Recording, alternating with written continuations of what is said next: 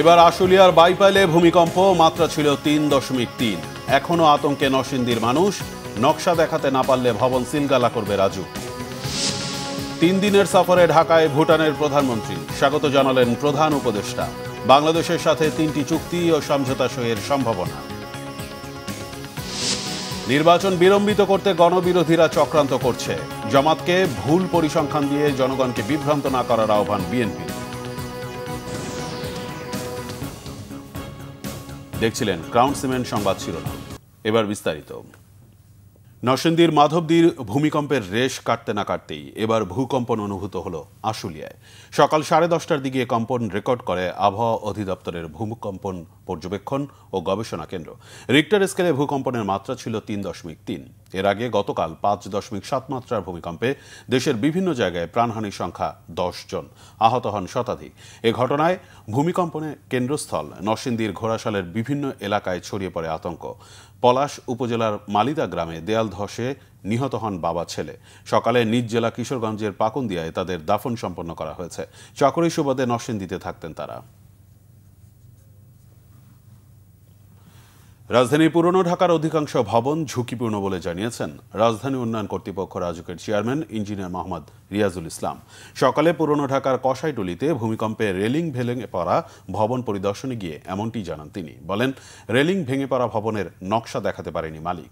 7 দিনের মধ্যে নকশা দেখাতে না পারলে ভবনটি সিলগালা করা হবে। এছাড়া ভূমিকম্পে যে ভবনগুলো ক্ষতিগ্রস্ত হয়েছে সেগুলোর তালিকা করা হবে এবং যেগুলো ক্ষতিগ্রস্ত হয়নি কিন্তু ঝুঁকিপূর্ণ সেগুলোর তালিকা তৈরি করে ব্যবস্থা নেওয়া হবে বলে জানান রাজুক চেয়ারম্যান।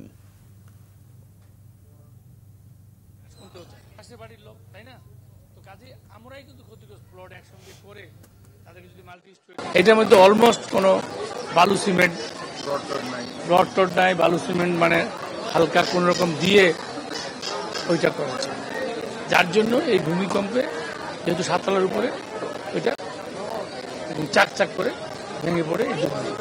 এটা হলো এই বাড়ির কাহিনী, কিন্তু এই এলাকার কাহিনী আরো ভয়াবহ। হয়তো সেখানে দুর্ঘটনা ঘটে নাই, কিন্তু ভবিষ্যতে এর থেকে বড় দুর্ঘটনা ঘটার সম্ভাবনা আছে।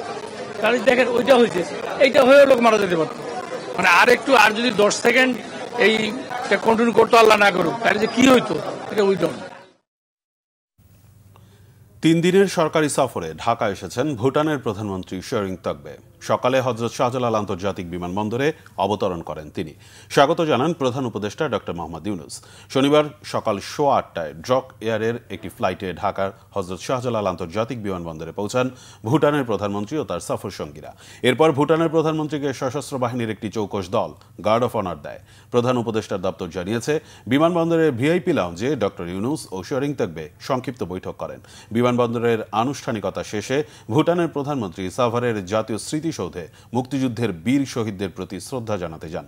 সেখানে তিনি পুষ্পস্তবক অর্পণ করেন এবং গাছের চারা রোপণ করেন।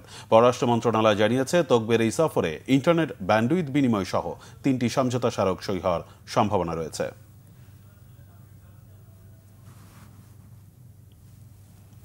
গণভোটের 4টি প্রশ্নের বিষয়ে শেষ দিন পর্যন্ত সাধারণ মানুষ বুঝতেই পারবে না বলে মনে করছেন বিএনপি মহাসচিব মির্জা ফখরুল ইসলাম আলমগীর। ইসলামিক ফাউন্ডেশন, মসজিদ ভিত্তিক গণশিক্ষা, কেয়ারটেকারদের বিভিন্ন দাবি দেওয়া নিয়ে রাজধানীর ডিপ্লোমা ইঞ্জিনিয়ার্স ইনস্টিটিউট মিলনায়তনে এক আলোচনা সভায় তিনি একথা বলেন। অনুষ্ঠানের প্রধান অতিথি বিএনপি মহাসচিব আরও বলেন, সরকার পরিচালনার দায়িত্ব পেলে দাবিগুলো বাস্তবায়ন করবে তার দল। তিনি বলেন, সাধারণ মানুষ বুঝতে পারে সেই পদ্ধতির প্রস্তাব দিয়েছিল বিএনপি।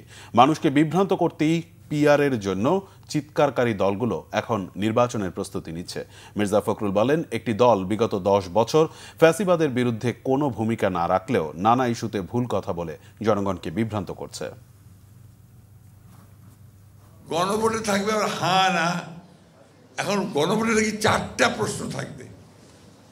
4টা প্রশ্ন একটা গণভোটের ব্যালটে, এটা মানুষ কিছু এখন পর্যন্ত বুঝতেই পারছে না, কেউ বুঝতে পারছে না, শেষ দিন পর্যন্ত বুঝতেও পারবে না। দেখবেন শেষ দিন পর্যন্ত কেউ বুঝতেও পারবে না। আমি ওনাদের সঙ্গে যখন আলাপ করছিলাম, আমি বললাম যে আপনারা এইভাবে জিনিসগুলোকে আনলেন কেন? আপনারা এমনভাবে আনেন যেন মানুষ আস্তে আস্তে ধাতস্থ হতে পারে। পরিবর্তন তো আমরা চেয়েছি। বিএনপি আমরা 2016 সালে দেশনেত্রী বেগম খালেদা জিয়া প্রথম তিনি ভিশন 2030 দিয়েছিলেন।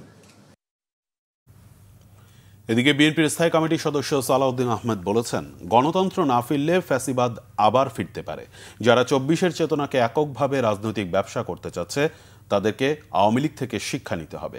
কেন্দ্রীয় শহীদ মিনারে সমাবেশের আয়োজন করে জাতীয়তাবাদী মুক্তিযোদ্ধা দল। এতে বিএনপির স্থায়ী কমিটির সদস্য সালাউদ্দিন আহমেদ বলেন, আওয়ামী লীগ কখনো রাজনৈতিক দল ছিল না, এটা একটা মাফিয়া সংগঠন ছিল।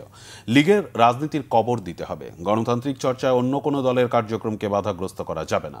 এমন রাজনৈতিক চর্চা করতে হবে যাতে জুলাইয়ের শহীদদের আকাঙ্ক্ষা বাস্তবায়ন হয়।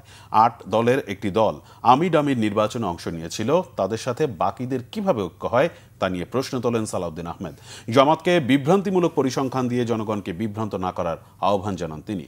অনুষ্ঠানে বিএনপি চেয়ারপারসনের পররাষ্ট্র বিষয়ক উপদেষ্টা কমিটির বিশেষ সহকারী ইশরাক হোসেন বলেন, বাংলাদেশকে আর করদ রাষ্ট্রে পরিণত করতে দেয়া হবে না। শেখ হাসিনা গুপ্ত সন্ত্রাসীদের দিয়ে নির্বাচন ঠেকাতে চেষ্টা করছে। প্রধান বিচারপতি ডক্টর সৈয়দ রিফাত আহমেদ বলেছেন, জুলাই গণ অভ্যুত্থান দেশের সাংবিধানিক পথ চলাকে নতুন করে পর্যালোচনার সুযোগ করে দিয়েছে। রাজধানীর সোনারগাঁও হোটেলে এক অনুষ্ঠানে তিনি কথা বলেন। প্রধান বিচারপতি বলেন, আইনের শাসন শুধু আমলাতন্ত্রের রুটিন কাজ বা উত্তরাধিকার সূত্রে পাওয়ার বিষয় নয়, এটা নৈতিক ভিত্তির উপর প্রতিষ্ঠিত একটি বিষয়। আইনের শাসন শুধু সংবিধানে লেখা থাকার বিষয় নয়, এটা মানুষের ঐকমত্যের উপর প্রথিত থাকে। তিনি বলেন, জুলাই গণ অভ্যুত্থান সংবিধানকে আমূল পরিবর্তনের কথা বলে না, এটা সংবিধানকে উপযুক্ত সংশোধনীর কথা বলে। অনুষ্ঠানে পররাষ্ট্র উপদেষ্টা তাওহিদ হোসেন বলেন, বাংলাদেশ বড় বড় শক্তির সাথে সম্পৃক্ত হয়ে কাজ করবে, তবে অবশ্যই তা জাতীয় স্বার্থ ও পারস্পরিক শ্রদ্ধাবোধের ভিত্তিতে হবে। রোহিঙ্গা সমস্যা বড় সমস্যা হিসেবে সরকার বিবেচনা করে জানিয়ে তিনি বলেন, এটা সমাধানে সরকার কাজ করছে। এই ছিল এখনকার মতো। পরের সংবাদ সন্ধ্যে ৬টায়। এর আগে ৫টায় রয়েছে নিউজ টপ 10 দেখার আমন্ত্রণ রইল। এছাড়া বাংলাভিশন সংবাদ ও সংবাদ সংশ্লিষ্ট অনুষ্ঠান দেখতে ভিজিট করুন www.bvnews24.com ও facebook.com/banglavision news এবং সাবস্ক্রাইব করুন youtube.com/banglavision news। ধন্যবাদ।